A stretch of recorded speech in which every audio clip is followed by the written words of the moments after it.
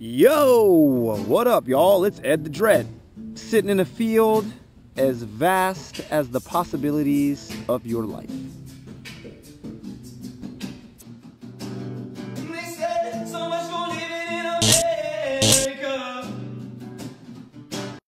Today I'm going to talk about a subject that I generally don't talk about a lot, but seeing as how there is an election pending, it has been all over, in my face, whether it's a customer at the store I work at, the internet, a friend, my parents, whoever.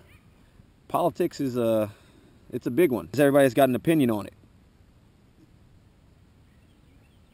Me being one of those people, but I've been asked plenty of times if I'm going to vote. Are you voting? Who are you voting for? Who's it going to be, Ed the Dread? Guess what? Nobody. There's two reasons why. I don't believe in the system. It's a flawed system. Just two parties to choose from. Unfortunately for us, the Electoral College looms above the majority vote.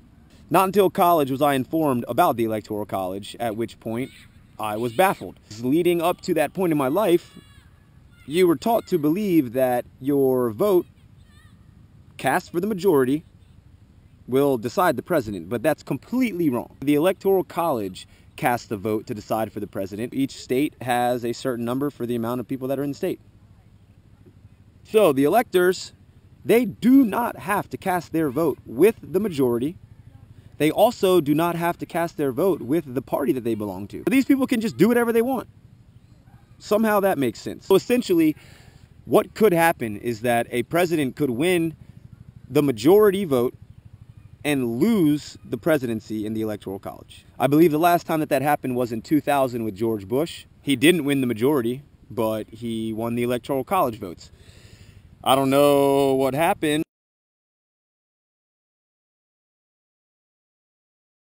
Something about Florida and his brother being the governor down there. Don't ask me about it. Just stating what has happened with the majority versus the Electoral College. The next thing that puzzles me about that whole system is that if the Electoral College is split in half, the deciding factor is not the majority of humans that are in this country voting for a commander-in-chief.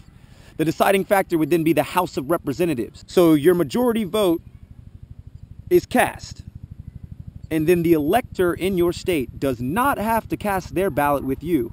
And then, depending on all the electors, if they tie, the House of Representatives will decide the president. The system's backwards. I don't see how your vote means anything. With that said, I am a firm believer in voting because of what it took for people to get the right to vote. Minorities, not non-Caucasians, by all means, go vote. You used to only have 3/5 of a human as your vote, so make it happen. Women, the whole women's suffrage thing, exercise your right to vote if you would like to. People have come up to me saying, hey man, look, you should vote. It took a lot for people to be able to vote in this country, which I completely understand. But I look at it the same way as if you give a homeless guy $1. You don't ask him what he's going to do with it, all right? Once that dollar has left your hand, it's beyond you what happens to it. That guy could buy drugs, he could go get a meal, he could ball it up and throw it into the gutter. It doesn't matter, all right? You may have worked hard for it, but you gave it to someone else. So everyone worked hard to have the right to vote, but they also worked hard for us to have the right to choose whether we want to exercise that right or not.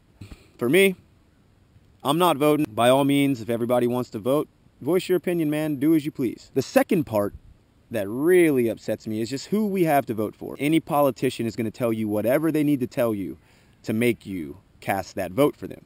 They inherit everything that the last presidents left for them to deal with. Other than that, they've also got to answer to the Federal Reserve Bank. It's a tough call for me when you have two people that are supposed to be chosen to run this place. Now we're talking two humans that aren't like sages or saints or like, philosopher kings. These are just two people with a bunch of power.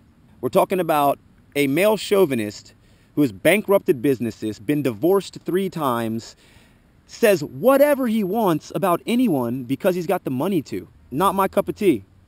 And then we've got a female sat on the back burner as her husband lied to our country about extramarital affairs, which is none of our business. But if you can sit there and live with that I don't see how the strength is within you to guide us to the promised land. Hillary running for president is just like voting for Bill's third term. I thought you weren't allowed to have 3 terms. Last but certainly not least is that, like, if you really want to make a change, if you think that your vote, your one ballot that you cast is going to make a change, you could change way more by changing yourself. Is your lifestyle sustainable for humans to live and continue to live on for generations and generations? If it isn't, voting for a new president isn't going to make these changes that we all need to see. By all means, voice your opinion. We're Americans, we can do that. Keep in mind that your vote can only take you so far. It's your own actions that are going to take you to the promised land. So take it upon yourself.